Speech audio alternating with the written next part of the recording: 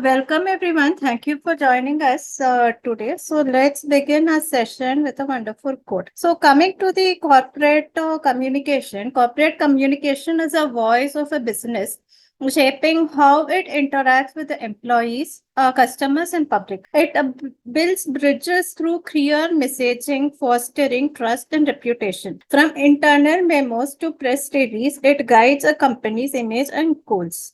Good evening, everyone. I, Lakshmi, being your host for today's international webinar on the topic corporate communication, extends my warm greetings and a very good evening to all of you present here. So, it depends on the clarity and transparency focus. The single biggest problem in communication is the illusion that it has taken place. And importance for success, communication is the most important skill any leader can possess. And corporate communication is all about how companies sends messages to different audiences, both inside and outside the organization. It's like a two-way street, keeping employees informed and engaged, while also building a strong reputation with customers, investors, and public. The use of a variety of tools to do this, from company websites and social media to press release and employee newsletters.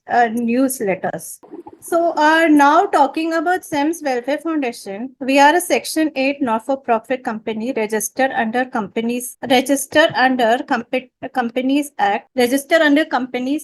2013, with various recognition from Niti Aayog, MSME, MPCon, DDU, GKY, and more. Recognized as a startup by DIPP, MCI, and awarded the Best Service Award for National Contribution. SEMS Group, with an active network of 5,000 plus professional, published books and international journal, organized education and health campuses for underprivileged children. Recording in progress.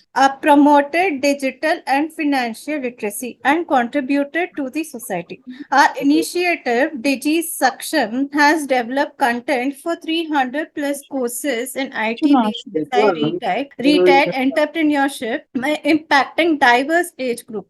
We have executed a skilling project of 600 inmates, signed MOUs for training, collaborated with various organizations, and conducted international conferences. FEM leads another SEMS initiative, empowers women through workshop and newsletter, conducting awareness program and digital literacy, marketing and career development across different industries. We have impacted over 1,000 women across states and recently celebrated a milestone of 100 women associated with the program. On behalf of whole SEMS family, I welcome you all for today's international webinar on corporate communication. It's a great honor to have you with us, ma'am. Miss Isha Jain. Miss Isha Jain is a person with a fervor for financial literacy, also dedicated to assisting individuals in making informed decision to realize their financial objectives. Her professional journey encompasses a rich background in financial consultancy, training, and government consulting. This has enabled her to cultivate expertise in personalized financial instrument, wealth creation, and strategic investment planning. A notable highlight of her career was the privilege of serving the government of India as a consultant in finance. In this role, she contributed significantly to successful rollout of the National Health Scheme, Pradhan Mantri Jan Arogya Yojana, overseen by the National Health Authority. She firmly believes that creating financial literacy is a paramount in empowering individuals to make sound financial choices and establish a secure financial future. While saving marks the initial steps, investing and managing returns are ongoing processes that many tend to overlook.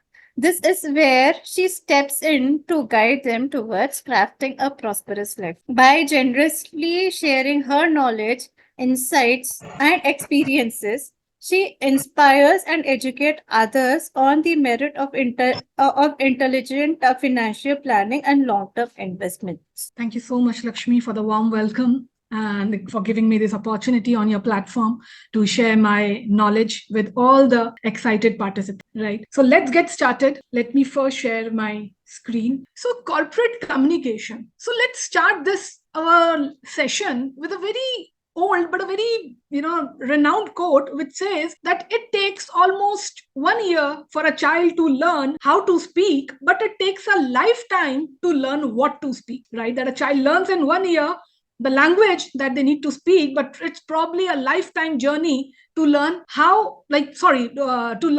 what to speak. Right, how to speak probably can be learned, but what to speak is what we need continuous learning about. Right, so corporate communication. So sooner or later, when we all end up whether starting our own entrepreneurial journey or we end up working with any company for that matter, right, the communication plays a very, very, very critical, always, no matter what. Right, so what is the basic definition? First of all, corporate communication refers to the way businesses and organizations communicate with internal and external audiences, something which Lakshmi ji also highlighted few minutes before. So communication is not just within the company, it has to happen outside, external audiences as well, like customers and potential customers, right? Then employees within the organization, the communication within the employees, whether it's an upward communication or downward. What is upward? What is downward? We are just going to explore that in few minutes, right? But to employees, to the team members, the communication becomes extremely crucial. Key stakeholders, suppliers, auditors of the company, right, investors, external investors which are putting money in the company for its growth, they are also the key stakeholders, and communication needs to be done with them in as transparent fashion as possible. Then media and general public, of course, the PR, public relations, you must have heard of it. Almost all big companies today are having a separate PR agency and a separate PR department, whereby they are trying to maintain relations with public at large, right? So media and general public, and of course, last but not the least, government agencies and other third-party regulators, whether it's the bank, RBI, whether it's the SEBI, Security and Exchange Board of India, whether it's any regulator for that matter, ROC, registrar of companies, right? The communication has to be done. So it's very important to understand that how exactly things need to be said and forwarded so that they don't give any other meaning, something that you do not want to draw. Let's understand it with an example, right? A recent case study which is a complete case of miscommunication with public.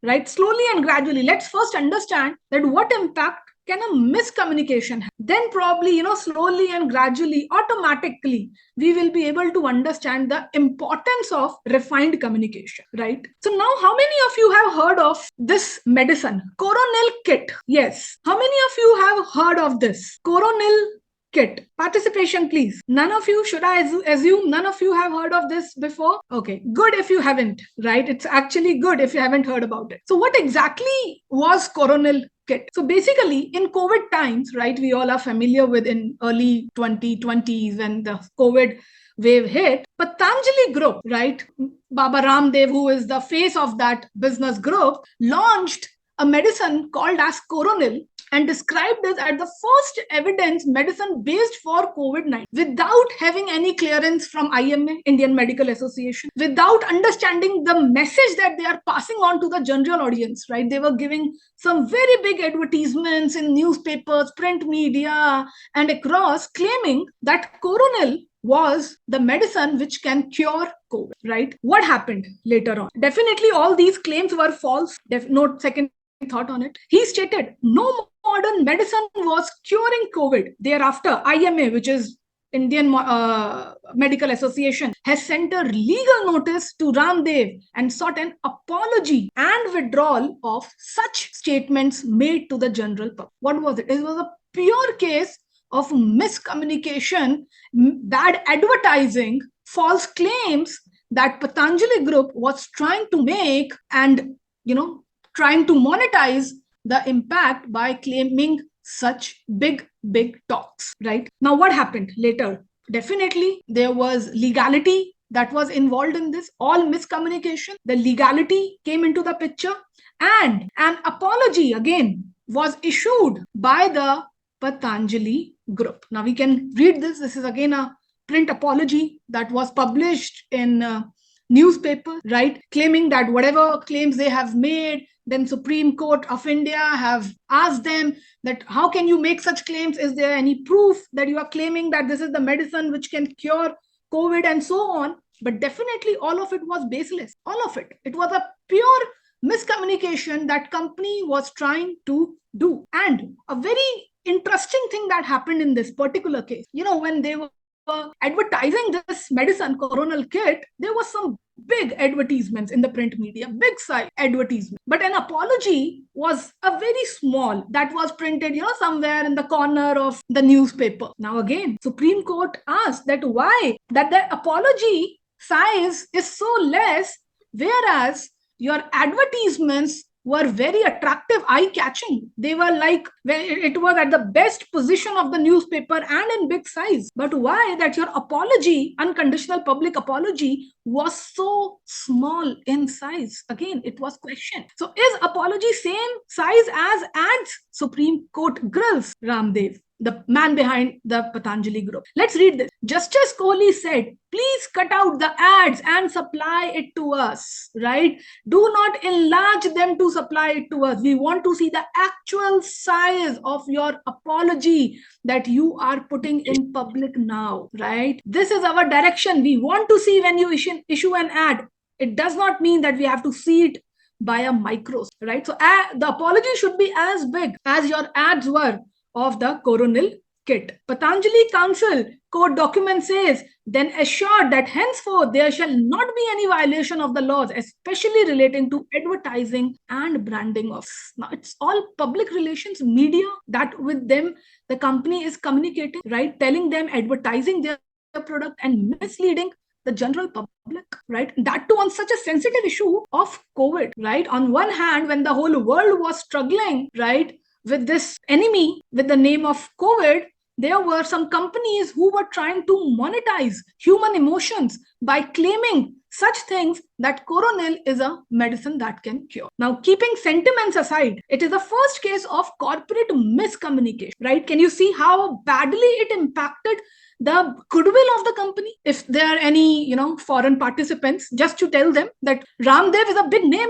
in our country, India. He is considered as a yoga guru in our country. Can you imagine the kind of bad marketing or bad words it brings, not just to an individual, but to the whole country itself, right? So we need to understand that, false marketing or giving any statements to the public, right, just on claim of, just for the personal benefit and favor, it can bring some negative effects, right? So a pure case of negative or poor marketing or corporate communication, right? They probably took it lightly that no action would be taken, but IMA, Supreme Court, and everyone was behind them that, okay, if you are claiming such big things, right, your communication, your advertisement says, prove it. Show us the proof that yes, your coronel is better and it is an effective cure of the COVID disease, right? So communication again plays a very, very effective. Let's go ahead. Now, employer-employee relationship, right? So when you end up joining a company as an employee, or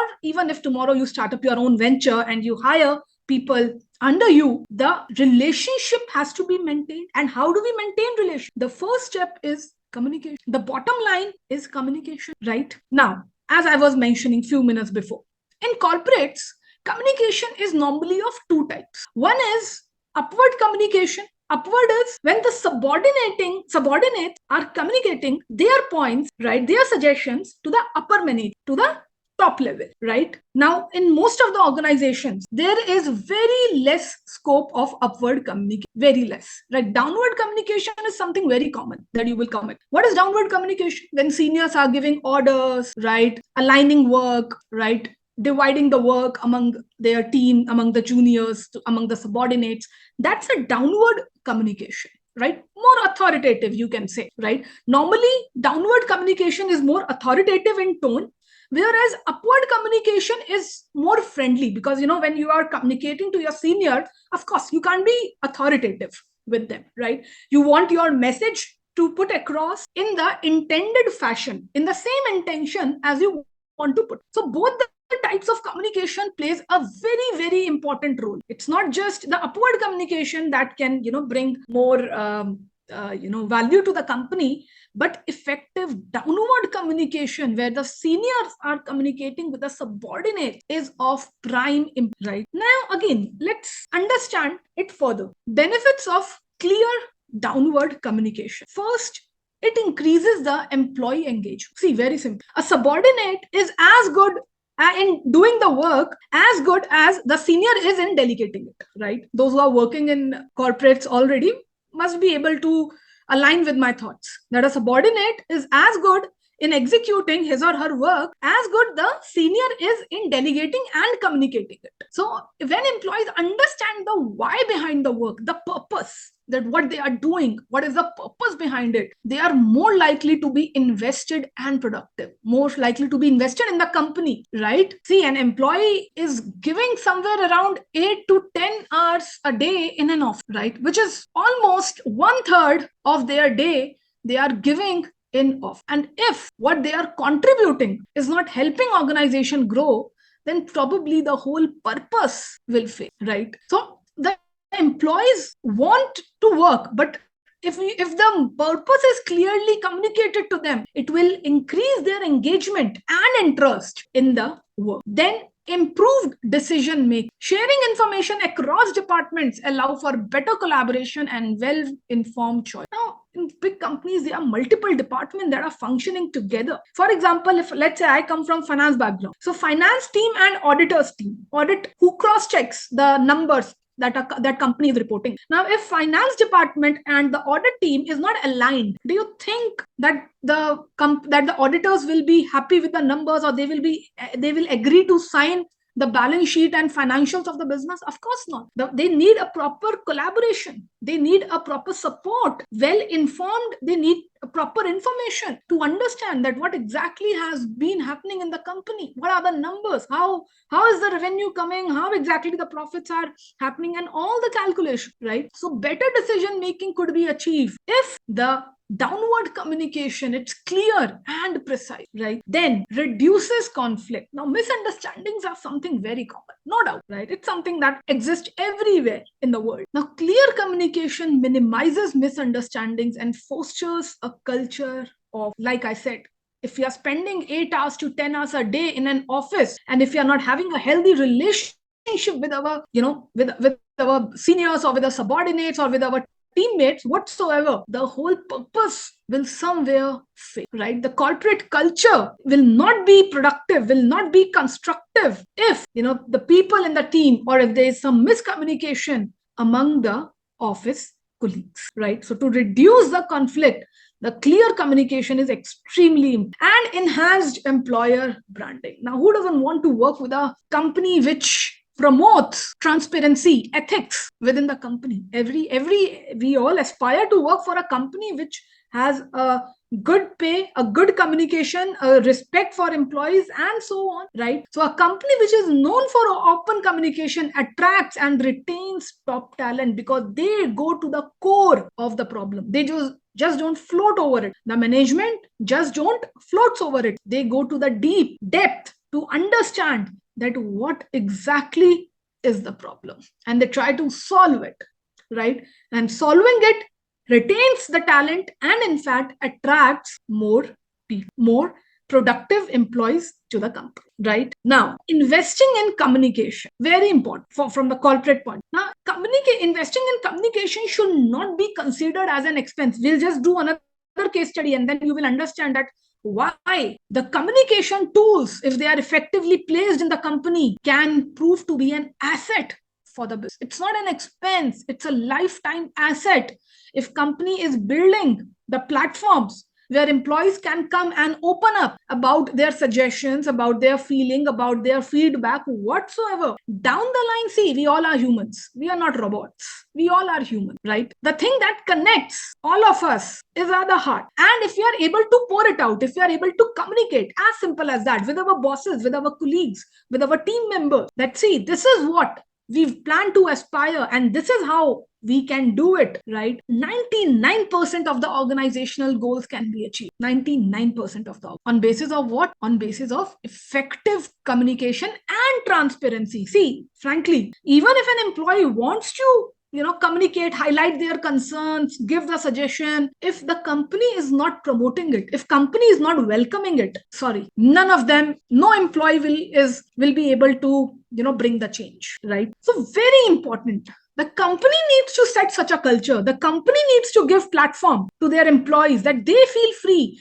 they feel approachable to the management, to their seniors, and if they are coming with any concern, it is duly entertained and so, right? So investing in communication strategies is not an expense. It is the future. Company is sorting their future prospect by offering a good platform. By prioritizing clear, consistent, and two-way communication, the company can build a engaged and successful work, right? And remember, strong communication is not the cornerstone upon which a thriving organization is, right? It is that cornerstone which is the foundation of the company, which is the base of the company. And if the foundation would get hit, definitely, very likely, the company will collapse. Now let's discuss one more case study on this, right? Starbucks.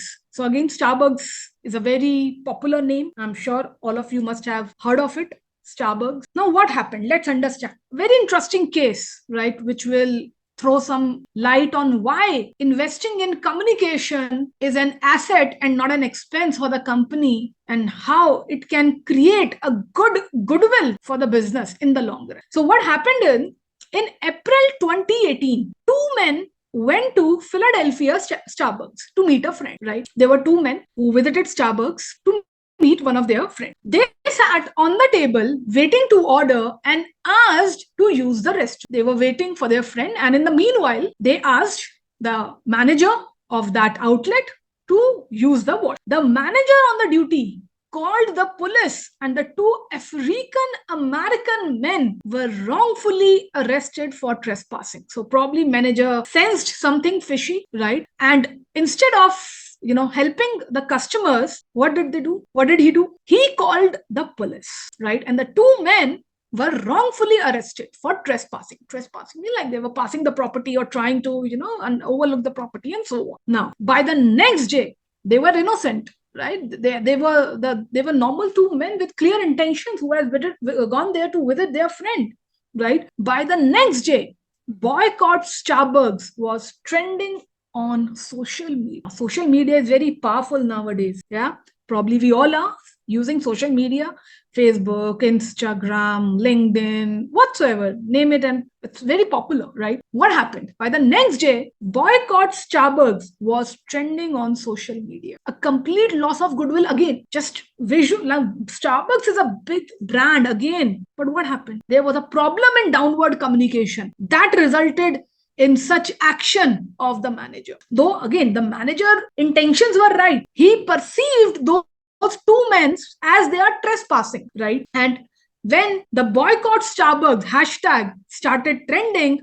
immediately the CEO, Kevin Johnson, instantly released a statement and included a direct apology to the two, right? Corrective action. He was immediate to take the corrective action what the manager has probably did. And he didn't blame the manager. You know what?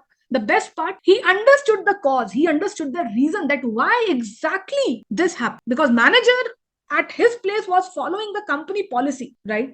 But what exactly happened, and that manager ended up making a police complaint. That was the cause to understand. He also outlined a list of internal actions the company would take. A month later, Starbucks closed 8,000 stores. Now imagine the loss of revenue that company would have suffered because they had to close their 8,000 stores to train 1,75,000 employees on racial bias and how to make every customer feel happy, like a sense of belongingness, right? So first, definitely the goodwill impacted, right? Bad words, bad name came to the company, and now they have to close their stores because they prioritize. At first, we need to understand that the training, the downward communication probably has not gone well with the employees, right? And they thought that they again need to train their employees and make them understand that how customers should be, what treatment customers should be given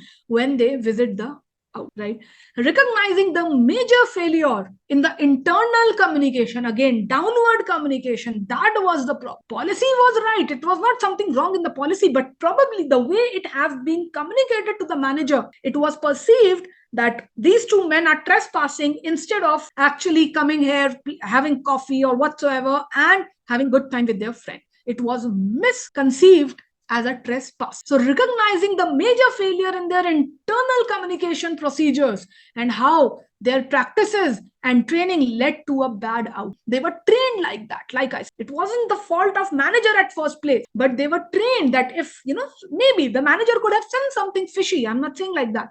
Maybe manager could have sent something fishy among the two men. But what eventually it resulted into was a bad loss of goodwill to the Starbucks. Did an internal investigation into their policies and again retrained their employees, 1,75,000 employees, to make them understand that what exactly the policies mean, right? The intention behind the policies is what was probably not clearly communicated to them. So a complete case of disaster in case of downward communication. Yeah. Again, just look at the revenue loss that Starbucks must have gone through. Closing of 8,000 stores, even for a single day of training, right? Even for a single day of training, closing of 8,000 stores can have huge loss of revenue for the business. And for what? For a miscommunication or lack of clear communication of company policy to the employees. Yeah, I hope it's making sense to all of you. Let's get a little more deeper into it. Now, communication is not just about the words we speak, right? Of course, we have been blessed, by God, that we can speak and we can express ourselves, right? We can pour our heart out. But it's not just the words. When we are silent, are we communicating? How many of you think, yes, even silence, or when we are silent, even then we are sort of passively, not actively, probably because we are not speaking. So that's an active communication. But passively, are we still communicating even when we are silent? Yes. Answer, please. Participation. How many of you think? Yes. Answer, please. Participation, please. Yes, ma'am. It may be. Okay. So let's When get to we are hear it from silent, Saurabh first. we can communicate through our facial expression. Right, Suraj, absolutely right. And I think someone else was Silence is also also a form of communication in which we want to make some another person feel something, but we are not directly verbally communicating it. so smile, right? Of course. So we have so many emojis. We often use them when we are, talking over a WhatsApp or on Facebook comment section. So many emojis are there: smiling, right, laughing, sad, crying, and so on. What are these emojis communicating? They are somewhere rather than find a great joke and so on. What do we say? We just send them an emoji, a laughing emoji, which communicate that fine, whatever you have shared is very funny, right? Or on something good, a happy news, if that comes to you, right? What do? You just send a smiley on it and it communicates that, yeah, perhaps it reflects your emotion. So being silent, your body language speaks a lot, right? Even when you are silent, your body language is still active and it is talking with people around. Let's understand it a little more with an example. Smile is also a communication, right? It conveys friendliness and approachability. So what does it communicate? First of all, friendliness and approachability, that we are approachable, you can come to us, you can contact us, right? You can discuss matter with us, and of course friendliness. Yeah, then it enhances trust, it builds the relationship and it enhances the trust factor. I'll share it personally. Yeah, my personal example. On the first day, what happened when I was pursuing my MBA, I was a little late in joining the college, right? So I didn't join on the first day. It was after a week that I joined my college, right? So I was little, nervous that, it's already been a week, and, the social groups must have been made. People must have recognized their friends, the groups. And I just thought that I might end up being alone for a while. And so, but the only tool I used was the smile. Believe me, this is coming from my personal experience. So after a week, when I joined my MBA school, I have been a very outgoing and a very friendly person otherwise, right? But what I used was the smile, right? And it made me just connect with my classmates very quick, very instant, with just a smile and a 2 minutes introduction, right? So I learned a lot of things from there, that how a simple smile can make you approachable and can decode the message that you are friendly. Then universal language. Now, even if you, let's say, you have to interact with someone who is from China, you may not know their language, right? Or someone from, let's say, German, you may not know their language, their native language. But smile is a universal language. Just giving a smile, you will be able to connect with that person, right? The icebreaker. Smile acts like an icebreaker, right? So whenever you are, working in a corporate, the smile is probably the most underrated tool. I feel that smile is the most underrated tool in the corporate company, because you end up people just, gazing into their laptops and just, doing some serious conversations and so on, without understanding that how smile can be a game changer.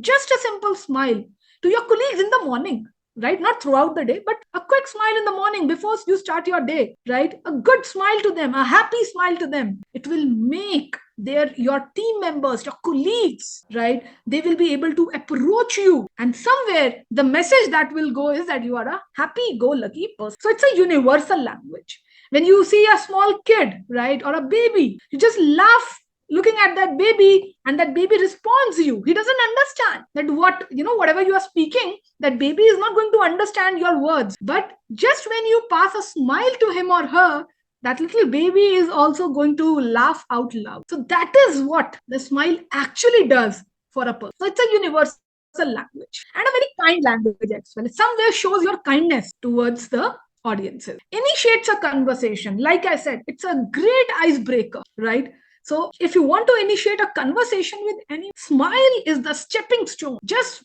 give a sweet smile to them, and probably you don't even need to initiate. The other person would probably come on their own and would like to have a word with you, which appears to be a happy person, right? So smile is a very effective tool, and very often it is underrated. Try to use it maximum at your workplace, at your college, at with your family functions, wheresoever you are. Smile can actually be a game changer. Now, which one will you prefer in the two? Definitely the second person. What is he doing extra? Just smile on his face, making all the difference in the approach. Can you see now? Can you feel it? That how smile can change the outlook? How smile can impact your personality? Nothing. This guy is doing nothing in second picture. He is just smiling.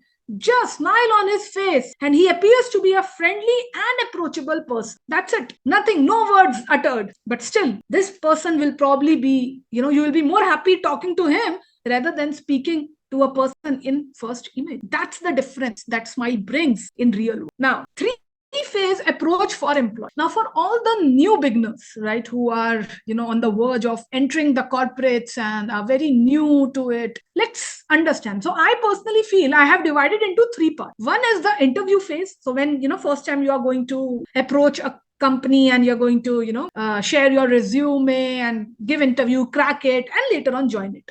So first is the interview phase. Second is while you are working with the company, right? While you are there, serving your tenure, doing your work within the company. And third phase is exit interview. So nowadays there's a new trend, right? That when you exit a company, then also company asks you that why do you want to leave this organization, right? So let's understand the three phases. First is interview stage. So resume and cover letter. Now, see, your resume is more stronger than your achievements and your academic qualifications. Believe me when I'm saying this. The selection of words that you're going to make in your resume, right, that you're going to put in your resume can be a game changer, right? Keep it clear, keep it concise. You don't need to, just add so many things in your resume. Your resume should be short and crisp and a reflection of your personality. Very important. Don't think that person sitting on the other side of the table will not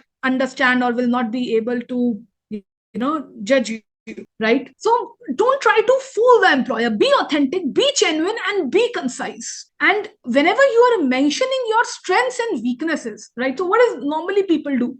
They say, I'm hardworking, that's my strength. Define, support it with an example, right? So the employer knows that what exactly, if you are hardworking, what makes you, what is the support or what is the proof that yes, you are hardworking. What if you turn out to be lazy later on? So whatever strengths or weaknesses you are highlighting, try to support it, not in the resume, but virtually, right? Virtually means like when your employer asks you that, okay, tell about your strengths, you will say, I'm hardworking. Okay, explain it further. Or let's say, I do things on time. Okay, then why were you late for the interview? That would be the second question if you're 5 minutes late. If you're always on time, and that is your strength, that you do, that you deliver your achievables on time, the next question your interview will ask, then okay, then why probably you are late for interview for 5 minutes, right? So you need to understand. See, we all are having certain weaknesses. It's not about that. But if we try to cover them, then probably we will somewhere fail in doing, right? So be open about it. Then interview preparation. Practice effective verbal communication, active listening, and articulating responses with confidence and clarity. Now, when you are going for an interview, it's a two-way communication of, right? The person sitting on the other side of the table is going to ask you not just professional oriented questions, but they will also try to understand your personality, that does your approach or your mindset fits into the company culture or not. So be open to it. Tell what do you believe, right? Read the JD, job description, very important. You must read about the JD and prepare for your interview accordingly. Demonstrating an understanding of the company's value, culture, and industry trends, and aligning one's communication, right? So your resume should be short and concise as much as possible. When you are preparing for your interview, try to understand, try to keep it surround the job description, that what exactly are your requirements, the company's requirements, and how you are in a position to satisfy it, how you are the best candidate for the company looking for such requirements, right? And about the company's culture, values, industry, if you will read all about this and you will share your information with the interviewer, very likely there are high chances you will get selected. Now, this is when the interview stage, the first stage. Now, let's say you have been shortlisted and now you are working there as an employee, right? The first thing, active list, very important. Most of the people, and it is very common in corporate, right? They just don't pay attention to what is being communicated to them. And later on, they run behind their teammate to confirm that what was said, what was the message, and so on. Now, that's something completely unprofessional. So pay close attention to what your managers are communicating to you verbally and non-verbally. Like I said, the body language has its own language, right? And ask questions. Now, if you will ask the questions, in case you have any, of course, you will be able to ask if you are an active listener. Very good message to your manager that yes, you are paying attention and that is why you are having doubts around. So active listening, extremely important. Clear and concise communication. Express your ideas and requests in a way that is easy to understand. Avoid jargon and over technical language. Now, let's say you are from I'm from the finance background, right? More or less. Now, if I just keep on speaking on the financial terminologies, if I keep on using the financial terminologies, and if someone, let's say I'm talking to someone from an IT background, will my communication be effective? Not at all.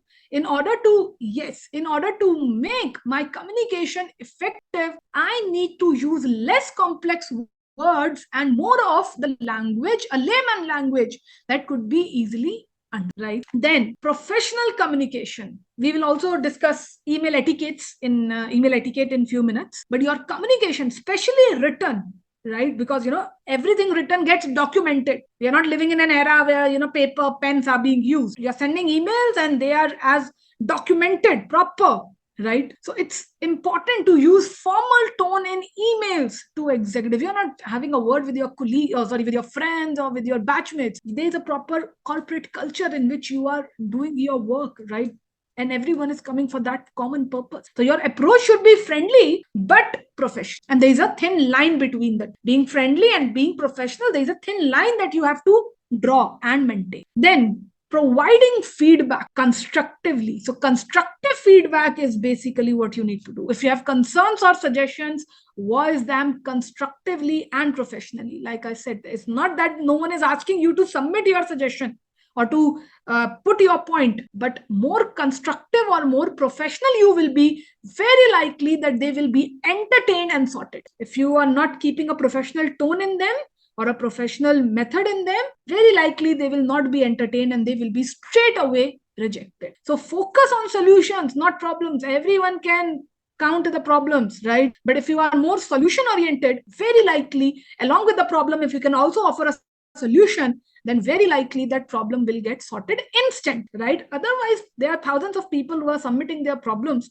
in the company, but if they are not able to provide a solution to it, then fine, as the management feels like they will provide solution as and when they have time and they want to actually do it, right? So if you're going with the ready solution, very likely you are going to get an instant solution or a quick solution, not even if it is not even instant, a quick solution to the problem that you are with. Now, exit interview, leaving a positive note. Now, see, when you have been working in a company, fine, we all change companies, we move upwards in our career ladder and so on. The professional network we develop from day one is highly going to help you in times to, right? It is of so much importance. The networking today, again, is so underrated.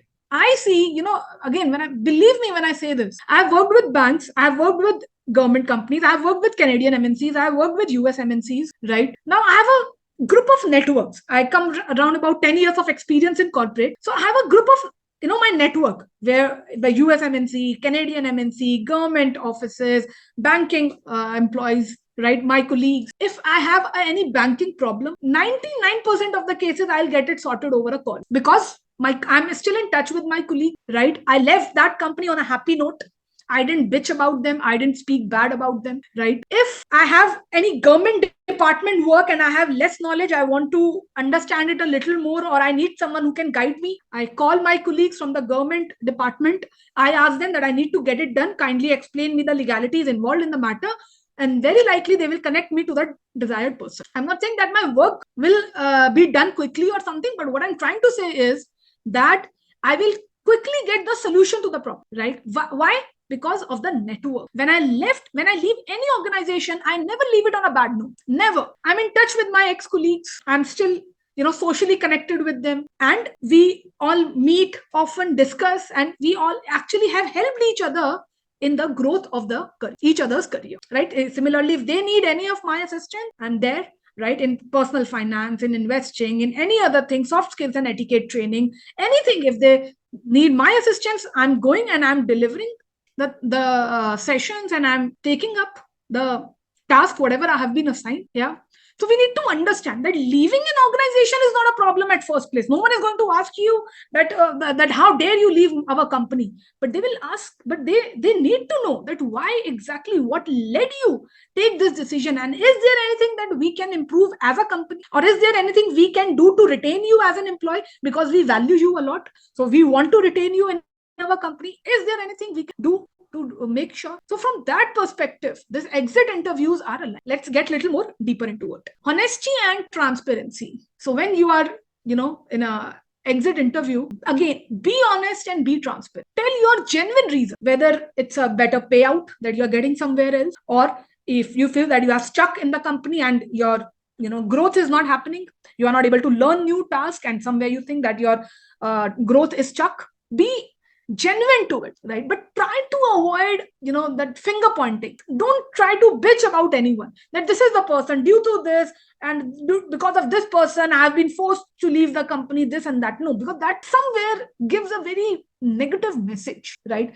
That how can another person, though it may happen, I'm not saying it might not happen, it could be a real case, but I don't think that just a single person can provoke anyone so much that they leave the company. There are probably multiple scenarios that lead to it, right? So try to avoid that finger pointing on anyone, but at the same point of time, be honest. If you think that ever you were mistreated by your senior, be honest about it. It's not that you need to talk all good about the company. No, be honest. If you ever felt that I was mistreated by my seniors, and or there was some biasness and anything, right? Maybe the company can offer you a solution at that point of time and can retain you. So you first, you need to have a positive mindset, right? Focus on the positive. Now, even if, let's say, the company might have done some bad to you, you must have learned something there. It must have taught you something or the other. Try to highlight it, that this is what you learned in the company, right? This was your learning. This experience taught you this. You, maybe it could even be that you met a good team of colleagues. Your colleagues were good, the team was good. So that, fine, I've made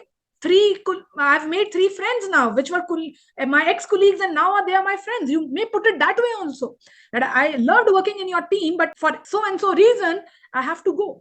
Every company will teach you something, whether it's the work, whether it's a culture, whether it's anything, the networking. But every company will teach you something. Try to catch that positive, not just for the company, but for your own benefit. If you will focus on positive, probably negatives will be out of your life. Offer constructive feedback. Provide feedback on your experience that could help company improve. Focus on actionable suggestions. So if you have any suggestions for the company, good. And if you can also, mention that, okay, these are the suggestions and this is how it could be achieved, probably it will be much more resourceful for the company. So 3 phases: interview stage, then when you are within the company working, and then the exit stage.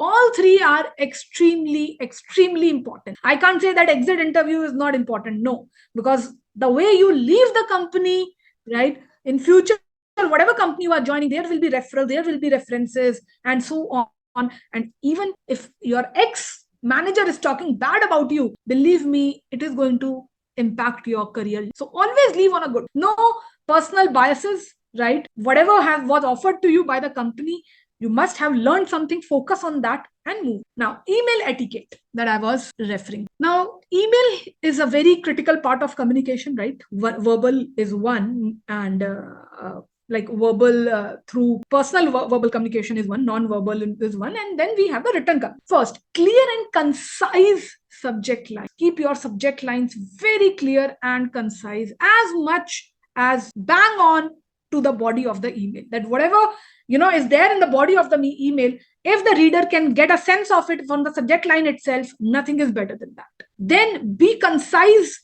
to the point, right? Even the body of the mail should not be very elaborative, should be sufficient enough to explain the matter. Introduction and greeting, very important. Don't just start your mail like that. First, if you are new to them, first introduce yourself, that who are you, right? And a greeting whatsoever, right? I hope this email finds you well, or a good morning, I hope this email you read with a smiling face, something like that. Always add a greeting to it. Use proper format. In a professional culture, you have to be particular about the formatting. Professional tone and language, the selection of words, right, is very crucial in the corporate world. Keep your tone and words as professional as possible. Proofreading before sending, and this should be applied even in your resume. If the resumes are having some grammatical errors, right, very likely they are going to get rejected. So please pay attention. Even if you have been a topper in your college, in your university,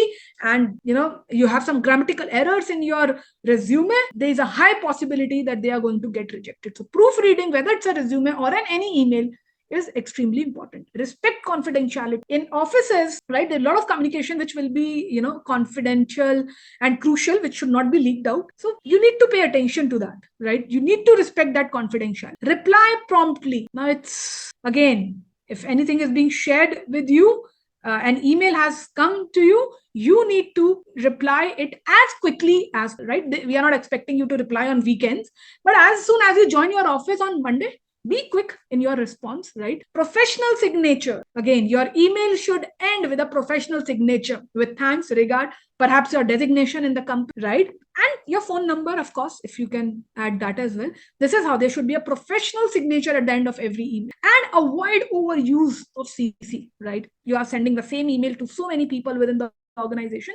Try to avoid that. Keep it to the people, to in the list, in the email list, which are actually in need of this information. Then let's discuss it with an example.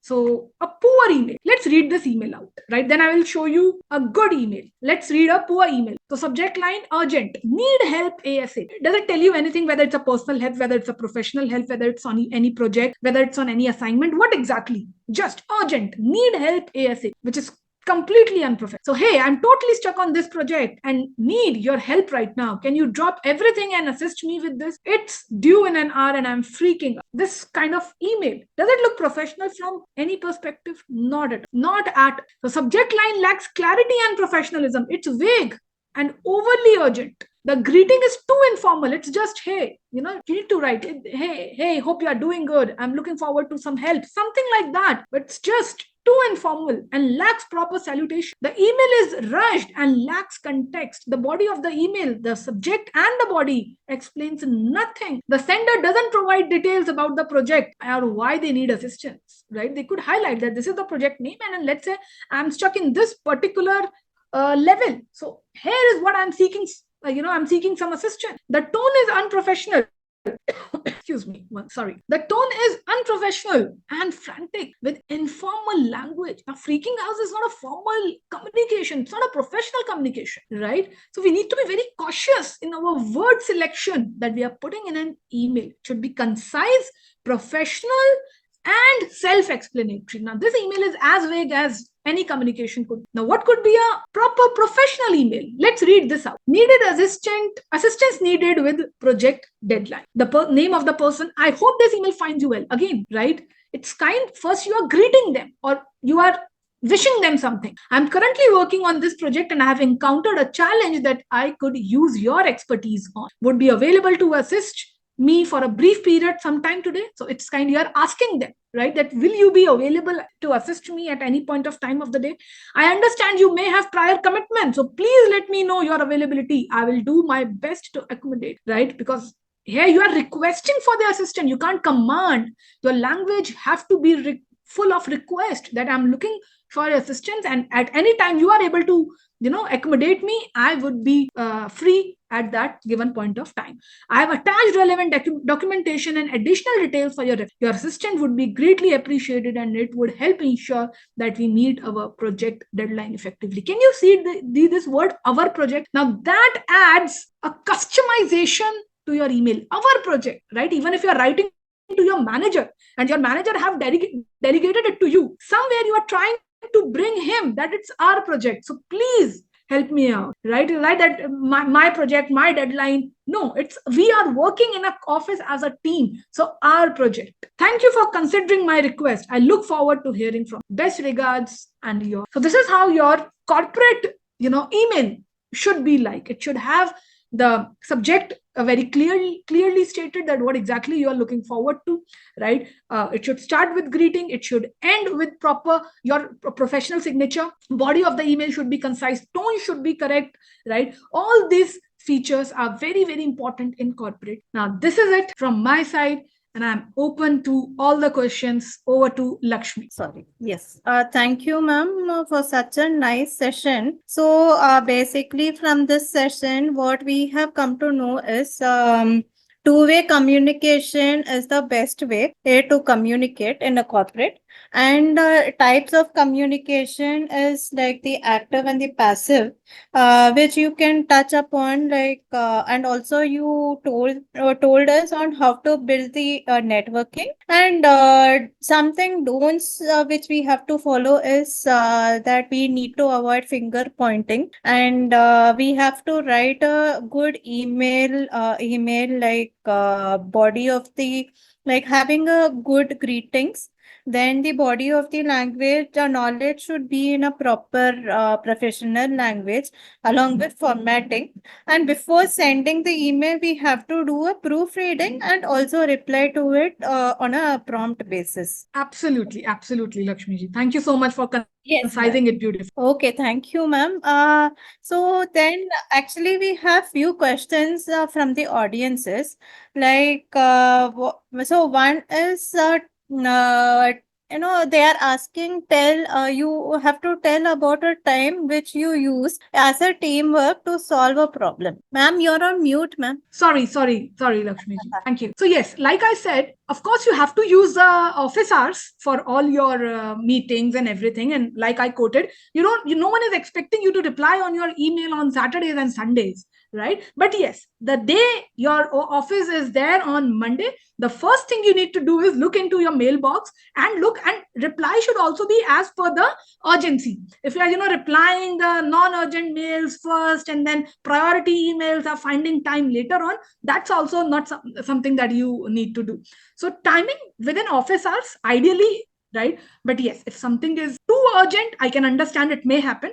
Then again, keep your tone not authoritative. Request your, even if it's a subordinate, request them that, see, the whole team needs you, office needs you, and it's something that we need to submit. This is the deadline. So I request if you can give some more time beyond office hours. So I'm sure no one is going to deny. Okay, ma'am. Thank you for answering it. And one is from the Zoom chat box asking, during a hiring based interview in MNC or PSU sector, is body language with proper speaking way effective? Definitely. In fact, I would like to add one very important feature here.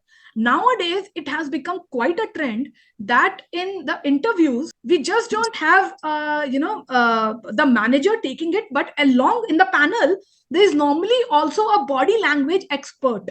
In most of the interviews you will come across, whether it's an MNC or a government company, a body language expert is normally a part of the panel. So they are not going to ask you professional questions, because that is not what their expertise is. But from your body language, right, from selection of your words, they are going to make your personality trait. They are going to understand your personality trait, and then they will also submit a report on you to the company. So this has become very important nowadays, of course. Okay, thank you, ma'am. One more question is again from the chat box. How can artificial intelligence be leveraged to enhance corporate communication? So yes, AI is a space, artificial intelligence is a space which is growing very fast. So see, what I personally feel is that when it comes to AI, you can also use AI to draft better emails, right? It depends on your prompts, but you can use AI to draft better emails in email etiquettes. You can use them for drafting even your resumes. There are many platforms, AI platform nowadays, where you can build a far better professional resume than you do it otherwise. So for resume building, that can be used. For drafting emails, that can be used, right? So yes, there are multiple ways through which you can leverage on the AI in corporate communication. Thank you, ma'am. One more question is, which skills help you be an effective communication specialist? So I think open for feedback is the most important skill that I personally feel for me, that it helps me to become a better, person as a, communicator. So if I'm open to feedback, in fact, post this session, again, I'm going to have a 2 minutes word with Lakshmi to ask that how exactly did you find the session and how was her feedback. So I think open to feedback is something that makes me better day by day, right? From each session to each session, and polishes me. So even if Lakshmi says, ma'am, it was not a good session or something like that, I am going to take it very positively, that okay, fine, she's telling me, so probably she is going to also tell that okay, these 2-3 points is what you could improve. And let's say if she says that it was amazing, then I'm going to ask her that okay, what were the highlights of the session that she would like to share. So for me, it would be the feedback. Yes, ma'am. Sure, ma'am. Yeah. So thank you, ma'am. One more question is, are there any specific tools or platforms you recommend for enhancing team communication and collaboration? Tools and platforms, no, but yes, what one thing I would suggest is the use of platform.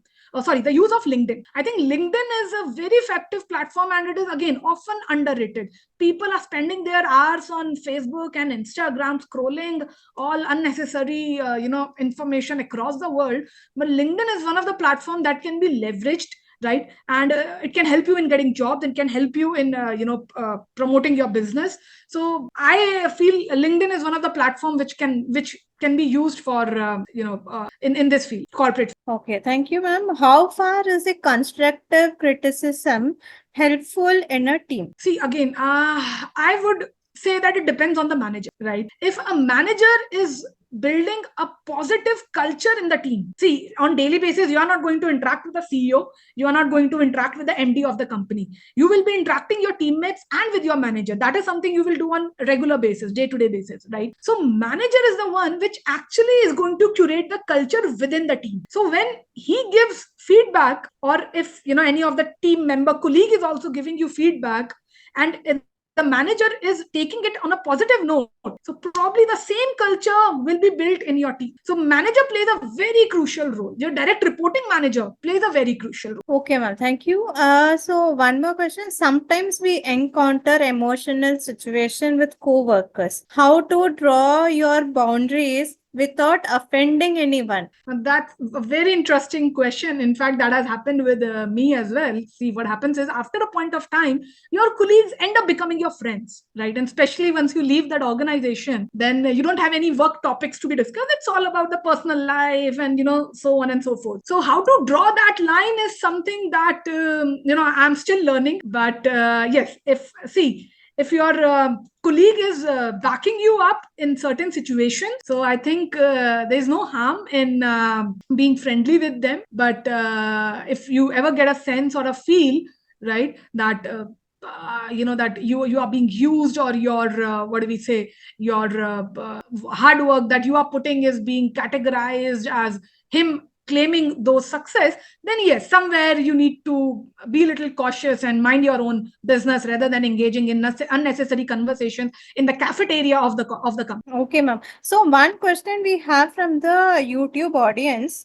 One of them is asking, how can we minimize grapevine in a corporate? Grapevine in a corporate. So the confidentiality that I was talking about, I think it's a very important thing, because again, there's some sort of loose conversations that do happen in the canteen or cafeteria of the businesses. So see, if we start respecting each other's personal lives, because and the work life, then I think somewhere this grapevine would come to an end on its own. So this somehow be related to the previous question, when the audience asked that how can we draw a line between personal and professional. So somewhere by avoiding gossips and unnecessary conversations in the office, you can draw a line, and as well as this grapevine can come to an end. And many a times, even if other people are doing it and it comes to you, you can stop it.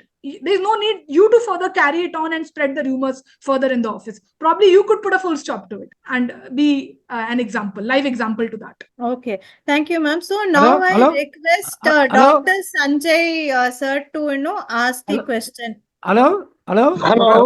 Hello, I am Professor Dr. Manavalan. Madam, hello. Yes, sir. Yes, sir. Yeah. This 5 P's for communication, no? Preparing, personalizing, picturizing, pinpointing, and prescribing. It will be using for this corporate communication? 5 P's for communication can be used for this corporate communication. That 5 P's preparing, personalizing, picturizing, pinpointing, and prescribing. Yes. So definitely that can be used, right? So basically the 5 P's of communication are plan, produce, publish, promote, and practice, right? So definitely this can be used in effective communication, because if you're planning, your first step is planning. So if you're planning your communication well, then definitely the message that is intended to go forward is very likely be on a positive note. Right? Yes, prepare to fail or fail to prepare. That is planning. Yes, exactly. Yes. So if that, I feel that is the stepping stone, and if that is done well, probably the following steps would fall in place. If the planning is done well, yes, definitely plan your work your plan. Always planning is important. Yes, and it sorts the further steps that are going to fall in the picture. That's why. Thank you, madam. Thank you. I have shared my knowledge also. And you have given very good input. Thank you. Thank you to Dixam for arranging such a wonderful international webinar. They are good in arranging excellent programs. Thank you. Yes, Sanjay sir, you can go ahead with your question, sir. Yes, ma'am. I have a question to ask you. Am I audible to you, ma'am? Yes, sir, you are. Yeah, I just wanted to ask you, to be a good communicator, do you have to have a very good knowledge of English? Well, not at all, sir. Because language should never be the barrier of communication. This is what I feel. Like I said, smile, right? Yeah, So when you because smile looking at a baby, yeah, Yes, yes. because please, please, okay, after you. another question which I would like to ask is like you talked about grapevine. Grapevine is a kind of informal communication, right? And informal communication Right. at times moves faster than formal communication, Absolutely. right? So grapevine in certain cases can be positive also. Grapevine can be positive if it is not It moves harming faster, any, no? Because formal communication, you will get the message very after a period of time. Grapevine, you'll get message very fast. True, sir. That can be, no doubt about it. So if it is not used, misused, then yes, grapevine can be a great way of communicating within the company, subject to that it is not misused against any individual or as a company brand. And another question which I would like to ask you is when we talk about corporates and all, at times, the subordinates or the team members, they are not able to communicate freely because of, that kind of a thing that about the feeling that the boss is there and though they're not able to communicate freely and all right? How do you feel that this thing can be removed? Sir, if we, it depends on the manager basically. So if manager itself become a part of the team, they don't consider themselves superior than their subordinates, right, in any fashion. So I think once they will become the part of the team, the transparency would automatically fall, and the team members would feel more secure discussing the matters among them. But that I think what you're talking about is an ideal condition where the manager becomes part of the team. Most of the managers are insecure themselves actually, so Right. yeah, that fear kind of a thing is always there, and they create that fear among the subordinates that if you come up or you ask too many questions, then there is a sword dangling above you. So don't ask too many questions. Do as you are said to do. Right. Right? And I have seen in corporates where managers they tell their subordinates, please don't use your mind, don't think, whatever you are told, please do that. Right. So Right? normally, Another last question which I would like to ask you is, as in corporates, how important is gestural communication to other modes of communication? extremely important. Like I just said few minutes before, that normally even nowadays, even in interview panel, you are going to find a body language expert. So the gestural communication, because the body language speaks a lot. Even if you are silent, your body language is constantly interacting and sending messages to the people, right? The way you are standing, the way you are writing, the way you are looking at things, your expressions are constantly being captured, and it gives some message or the other, right? So it's one of the very important thing, and it brings a lot on the table, and the employee who is more happy and is in a position to gel with the culture of the company, not just verbally but even through a body language, can contribute so much in the well-being of the company also. Okay, and a last question I would like to ask you. I'm sorry, I'm asking you too many questions, right? No problem, Yeah. sir. Earlier, we used to see that the manager used to have personal secretaries, He used to dictate the letters, and that letters were taken in shorthand, and then they were typed, and the mistakes were removed. Nowadays, you don't have those kind of things. You have to draft your own communication, you have to draft your own email, right? And business email. So, what do you feel is the difference in both the situations where earlier the managers used to have personal secretaries taking down in shorthand and then the mistakes were removed and all. Now you have to make you have to do own drafting, and if you're not good in drafting, will you not be a good manager? Okay, so probably when it comes to drafting, so the best part is now we have AI, right? Artificial intelligence. So somewhere we can leverage on that. We can use the tools, and we can. So we have to be good in prompts. If you are able to give good prompts, probably the AI itself will be able to draft a good email or a letter, whatsoever is required to be framed out. So that could be worked upon, and also I feel that saves time, because giving an instruction to a secretary, then she's going to draft the final version, then that will get improved. It involves 2 to 3 layers. But if a person is smart enough and they can leverage on AI, give the prompts and make the changes on their own and get the things done, that saves time and adds to the productivity. Right, ma'am. Thanks a lot. I will not disturb you more. Thanks a lot. Thank you, sir. Thank you. It was a Thank- pleasure answering all your questions. Right, ma'am. Yes. Thank you so much. Thank you, ma'am, for answering such questions. And we had, it was such a nice, wonderful session given to you. And 1.5 hours time, it passed away very quickly. Thank you, everyone, for joining the event.